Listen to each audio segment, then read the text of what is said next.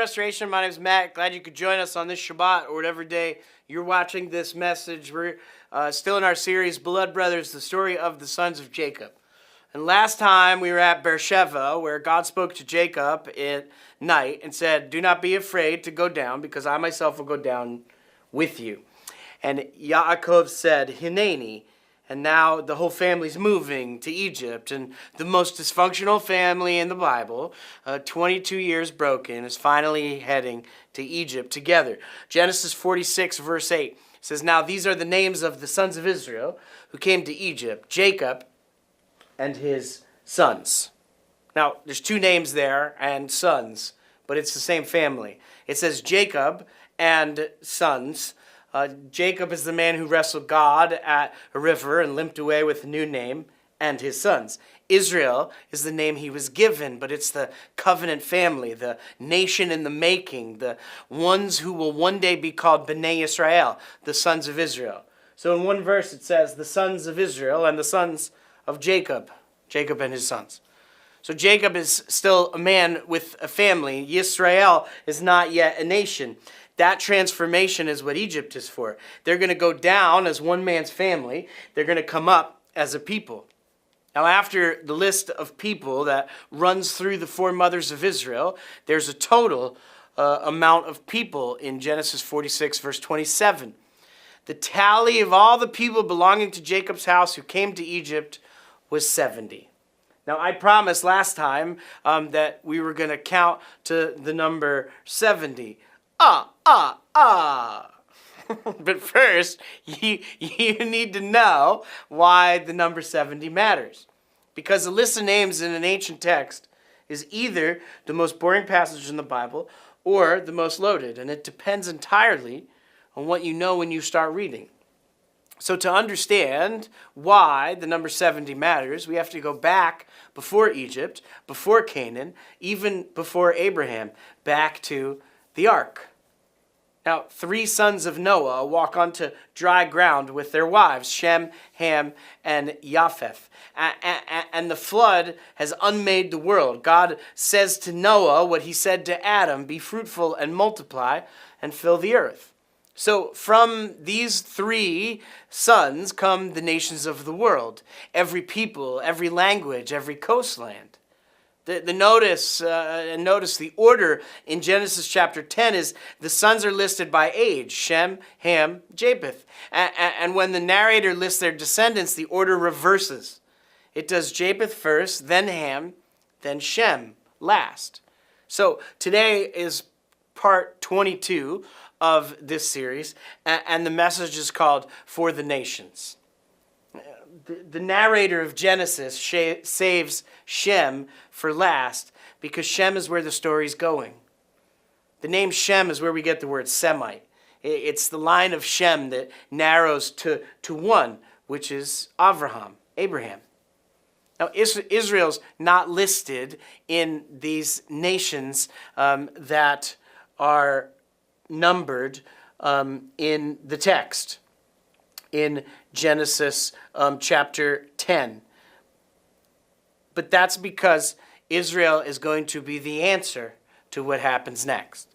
From 3 sons, God brought 70 nations. Through 3 patriarchs, Abraham, Isaac, and Jacob, he's calling them back. And the 3 sons carry the seed of humanity. The sons of Noah carry the seed of humanity across the earth. 3 patriarchs are the vessels through which God regathers it.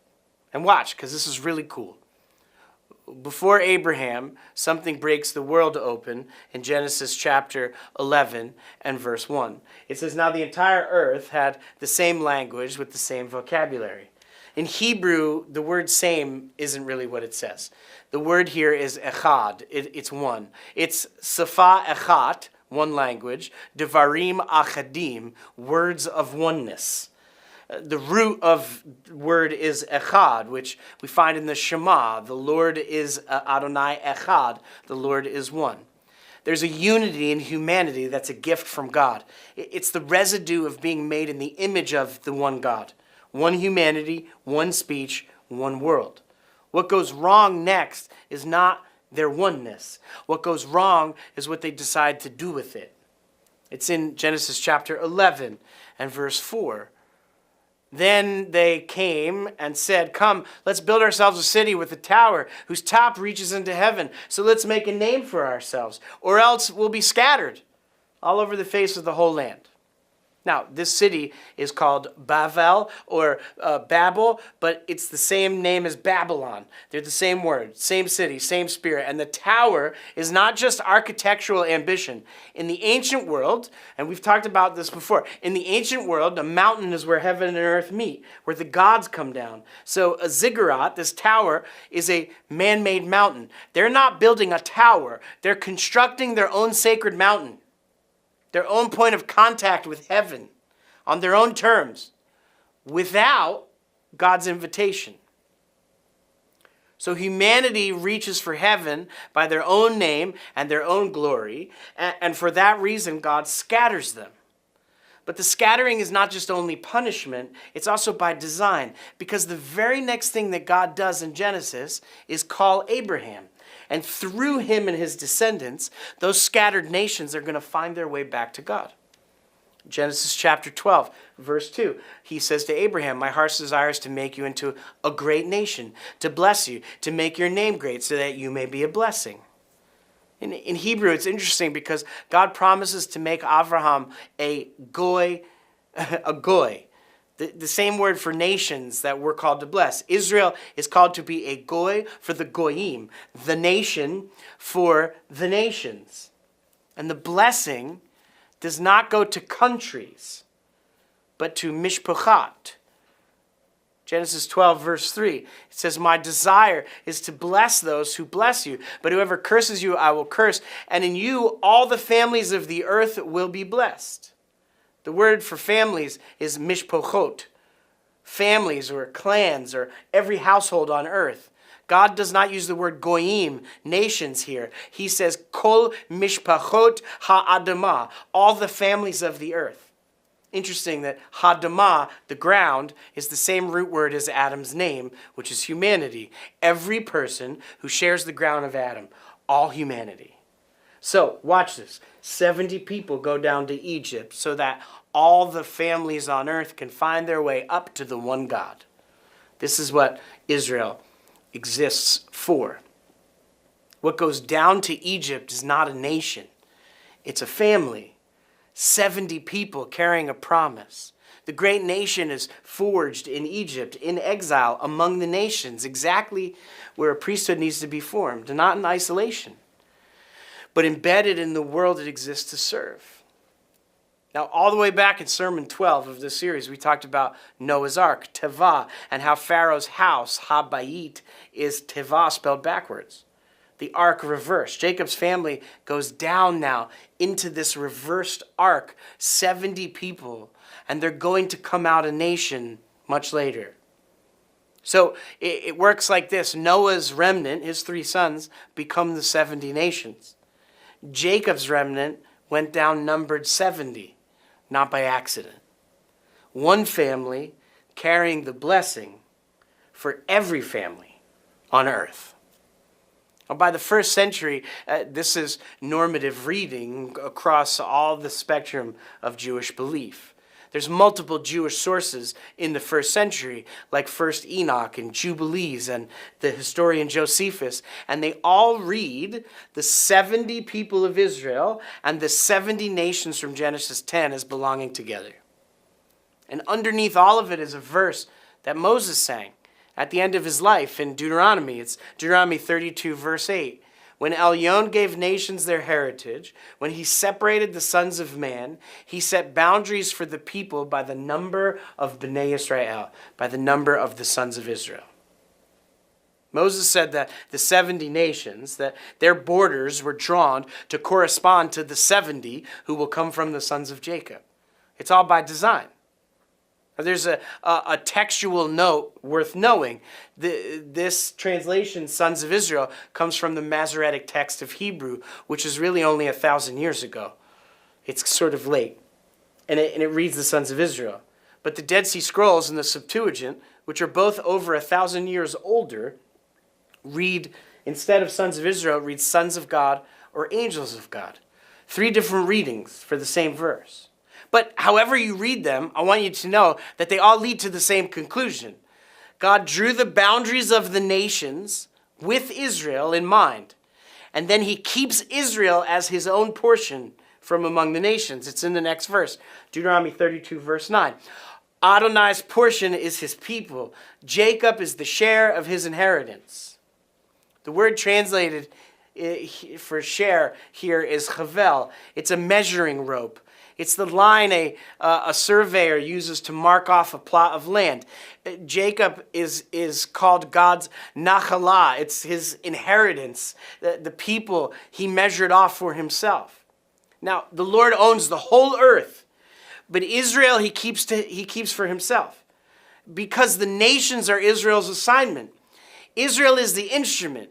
And God keeps us, his Jewish people, as his share, as his chavel. And we then exist to bring the 70 nations back to the one God.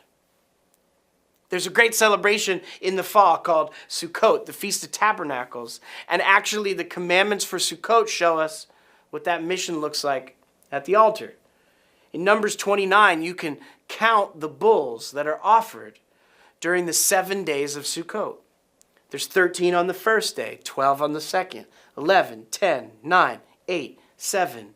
They add up to 70 bulls. Now, the first century understanding of these sacrifices, of all of these hyperlinks, is recorded later in the Talmud. Rabbi Elazar connects the 70 bulls explicitly to the 70 nations. They were brought to atone for them and to hasten the world to world peace. And Rabbi Yochanan ben Zakkai, looking back at the destroyed temple, lamented that the nations lost the atonement Israel was making for them during Sukkot without even knowing it. So watch, there's 7 days, 70 bulls, and Israel interceding for the 70 nations of the earth. It doesn't matter if there's 70 or not. 70 is the number that represents all nations. But then on Sukkot, there's an 8th day, an extra day. It's called Shemini Atzeret, the 8th day. It's the closing day of the feast. And on that day, there's only one bull offered. And the rabbis say it's for Israel. It's one extra day so that the king and his people can celebrate all that he's provided, so that blessing the nations can flow from him through the Jewish people. On Mount Sinai, God said to Moses regarding Israel's mission, he said in Exodus 19 and verse 6, "As for you, you will be to me a kingdom of priests, a kingdom of Kohanim, and a holy nation." These are the words which you're to speak to Bnei Israel, to the sons of Israel.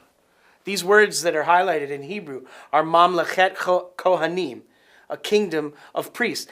Before there was a Levitical priesthood, before any commandments for a priesthood for the people, God called the whole nation to be his priests among the nations. And then he called us Kadosh Goy, a completely other nation. Just as the Levites were completely other within Israel and are separated from the other tribes to serve as priests for the whole nation, one tribe to serve all of Israel, so Israel is to serve all the families of the earth by design. It's what we're separated for. If the Levites are for Israel, then Israel is for the nations. Everyone in the world knows that the Jewish people are chosen. Almost no one, including most Jewish people, know what we're chosen for. In 1939, the Jewish population of the world was approximately 15.7 million people.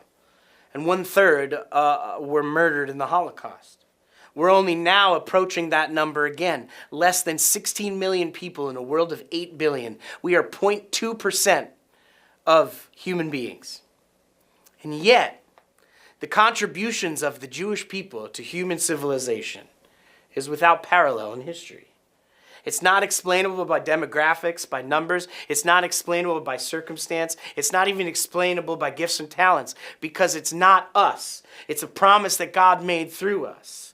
Our vocation is built into our DNA. It's a marking that outlasts doubt or distance from the Torah. Jewish person can call themselves an atheist and still be stuck with the gifts that God has given the Jewish people. It's not just what we believe. It's part of who we are. And what is the mission of the Jewish people? What are we chosen for? It's simple. We're told to tell the story of God. In the beginning, God walked with humanity in the garden.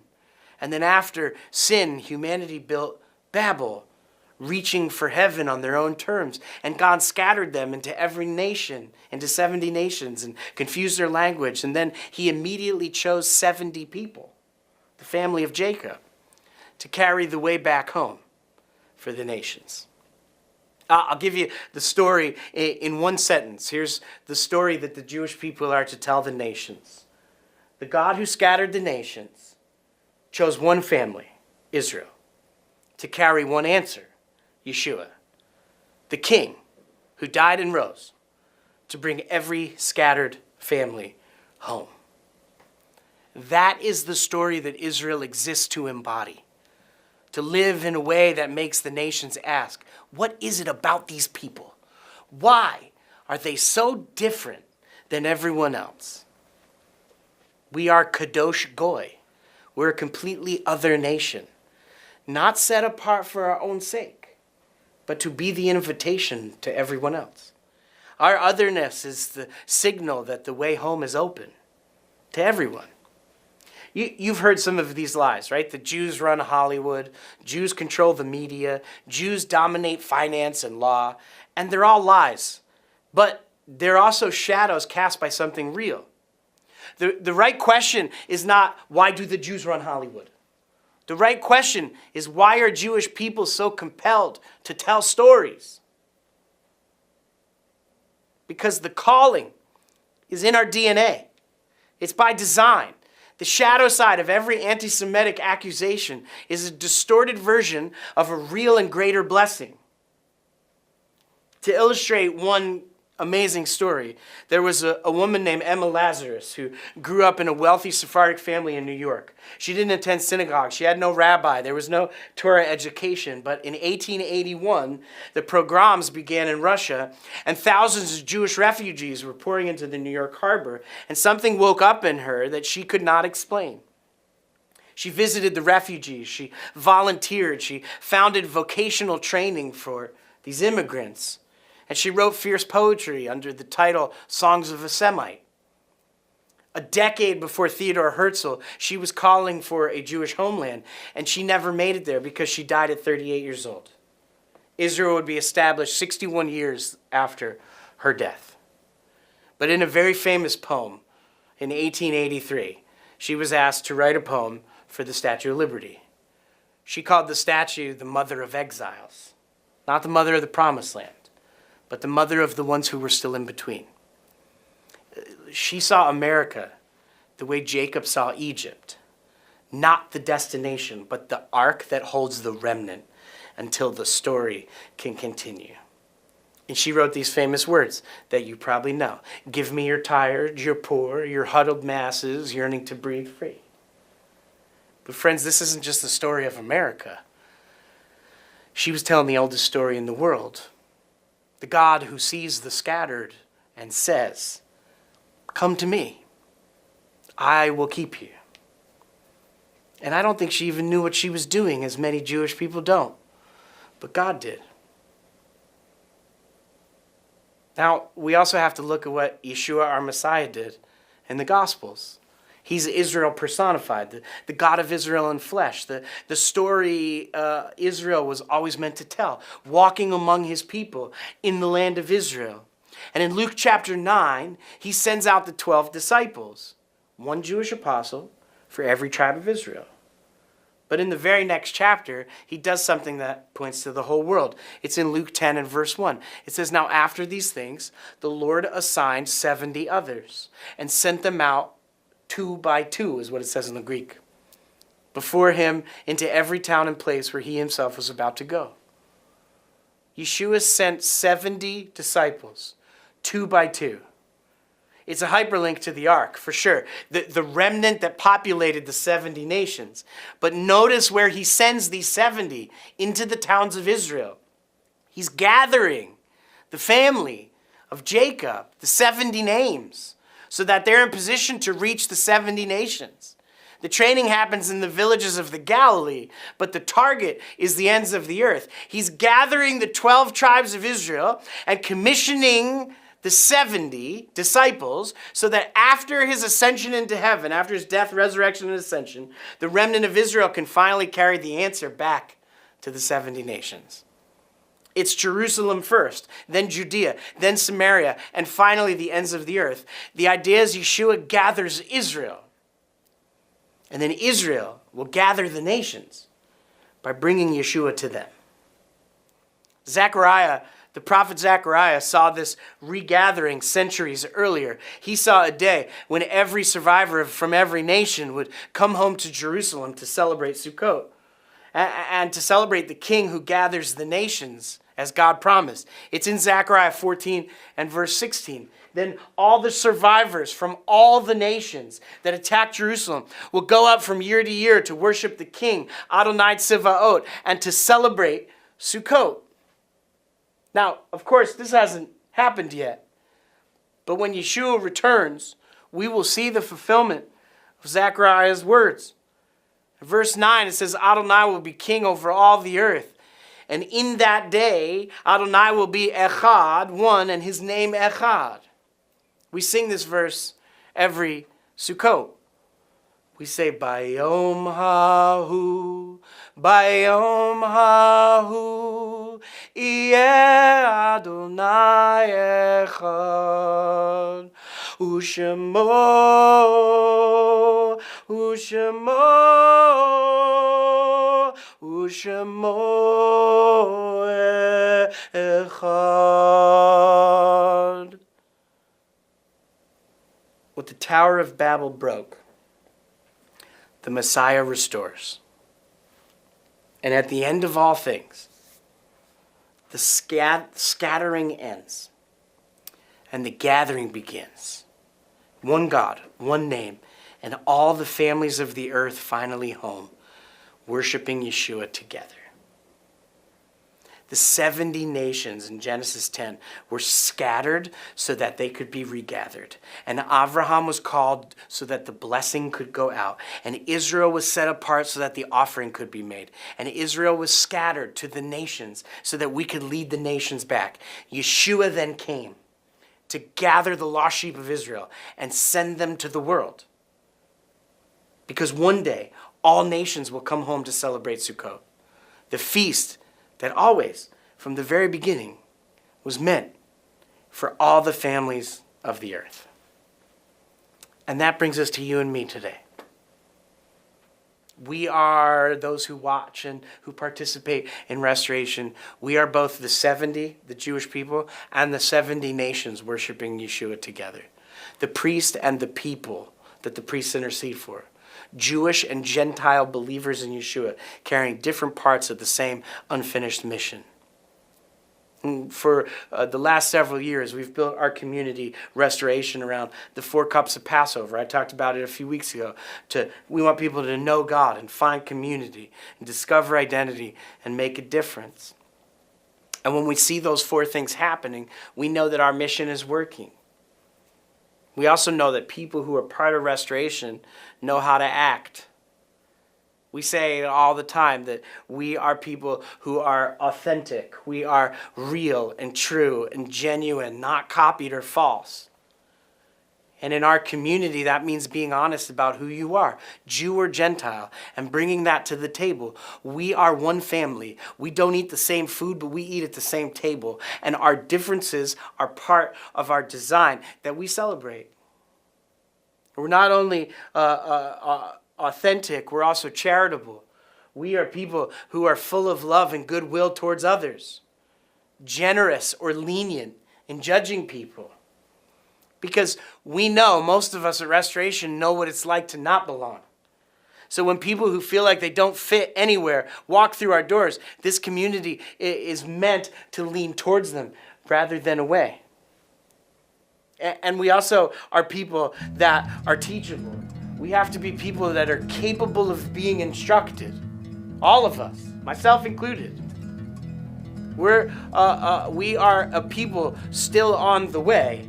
We are humble enough to admit that we don't have everything figured out, which is exactly what makes us safe for people who are still trying to figure it out. We want to be authentic and charitable and teachable. That is how we act. That's what we say at Restoration. To be kadosh is not to be separate for the sake of separation. It's to be different enough that people notice. Different enough that when someone who has lost their way from God looks at this community and they see something they cannot explain, but also know that they want and need what we have. Because at Restoration, we know that every person is searching for identity, and they want to go from unsure to secure. But in order to do that, they need help navigating conflict in their lives. And the problem is, religion doesn't seem like it's for people like them, which makes them feel rejected by religious people. But at Restoration, we believe that everyone should know that they matter by design. We are Jews and Gentiles worshiping together, and it's not an accident, it's on purpose. It's a preview of what Zechariah saw at the end of all things, that we get to practice now. One Lord, different backgrounds, different responsibilities, one mission. We exist to show the world that what the ending looks like before Yeshua returns. Our mission at Restoration is to lead people to become fully devoted followers of Yeshua. And we are practicing the ending now, showing the world what it looks like when the scattered people of Israel and the scattered people of the nations come home. Not everyone who belongs here has come yet, but the way we live, authentic, charitable, teachable, is how they'll find their way back to God. Because, friends, we're closer to the return of Yeshua than we've ever been. And in that day, the Lord will be one, and his name one. Adonai Echad, Ushemo Echad. We are practicing for the day when the scattering ends and the Echad begins. And we're going to continue in this series, and I hope you'll keep riding with us. Because, man, it's going a long time, and I don't know when this series is going to end, because I'm having too much fun learning and preaching through it. So I'll see you next week.